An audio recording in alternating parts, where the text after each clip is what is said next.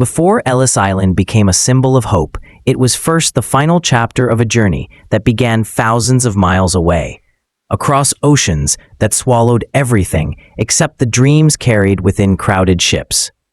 Men, women, and children boarded steamers with little more than a suitcase, a prayer, and the desperate belief that America might offer what their homelands could not: safety, opportunity, or simply a chance to breathe without fear. The voyage itself was a trial of endurance. Weeks spent on the Atlantic in dark steerage compartments where the air was thick, the light was dim, and every day blended into the next. Seasickness, cramped beds, rationed meals, crying infants, and the constant smell of salt and sweat became the rhythm of survival. Yet even in that hardship, hope remained the fire that kept them moving. Mothers whispered promises to their children. Fathers clutched documents that might determine their entire future. Young people stared toward an invisible horizon, imagining streets paved with possibility. When the Statue of Liberty finally appeared through the fog, the reaction was universal. Silence first, then tears, then a trembling awe. That moment, brief but overwhelming, felt like salvation. But as the ship steered toward Ellis Island, that hope collided with a new emotion: fear. Because for every immigrant, the island was not a guarantee. It was a test of health, identity, and worthiness, judged by officials who could either welcome them into a new life or send them back to the very worlds they risked everything to escape. And so as the boats approached the island's red brick buildings, hearts raced with the knowledge that the dream of America was now close enough to touch, but still just far enough to lose.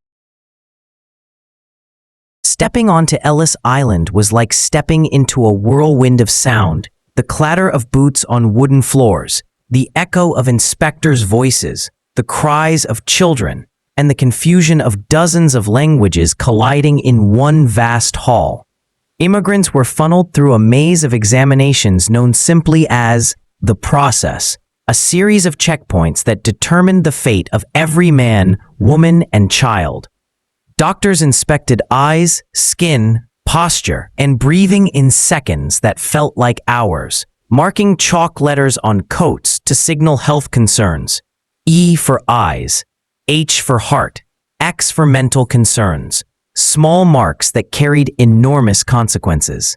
Families clung to each other, terrified that a single cough or mistaken diagnosis could lead to separation or deportation. The Great Hall, towering and echoing with tension, became the stage where millions waited for judgment.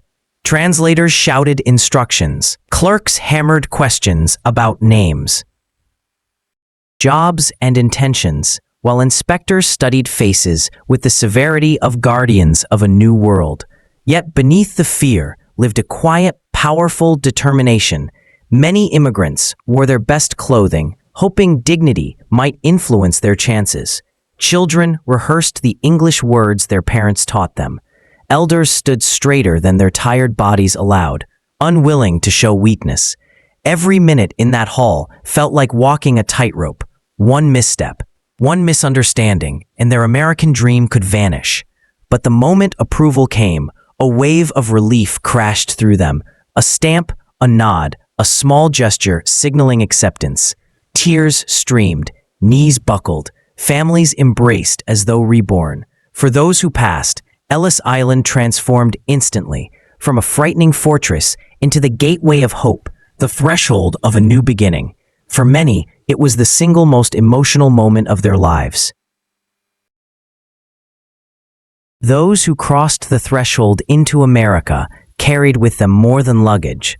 They carried the weight of reinvention. The streets of New York were not paved with gold, as legends claimed, but with dust, noise, and relentless movement. Immigrants stepped into neighborhoods teeming with life. The crowded tenements of Lower Manhattan, the bustling markets of the Lower East Side, and the factories whose chimneys stitched smoke into the sky. Work was grueling, 12-hour days in textile mills, sweatshops, construction sites, and docks. But compared to the famine, oppression, or poverty left behind, even the hardest labor felt like progress. Language barriers created isolation, yet they also birthed tight-knit communities where cultures flourished. Italian bakeries, Jewish delis, Irish pubs, Polish churches, and Ukrainian dance halls became sanctuaries of identity in a foreign world. Children adapted fastest, absorbing English with the ease of youth, acting as translators for parents who struggled with unfamiliar letters and sounds. Dreams were modest at first. Steady wages, a safe home, education for the next generation. But each day of survival became a silent victory. Yet discrimination was constant, harsh, and often cruel. Signs reading, "No Irish need apply" or "Jews not welcome" scarred windows. Newspapers stoked fear of the unfamiliar, painting immigrants as threats. But despite the hostility, the newcomers endured. They built railroads, dug tunnels, stitched garments, delivered coal, and raised cities from the ground up. Their contribution was not a footnote in American history, it was the foundation. Through hardship, sacrifice, and relentless will, these immigrants did more than chase a dream. They constructed one, brick by brick, not just for themselves, but for the generations who would follow.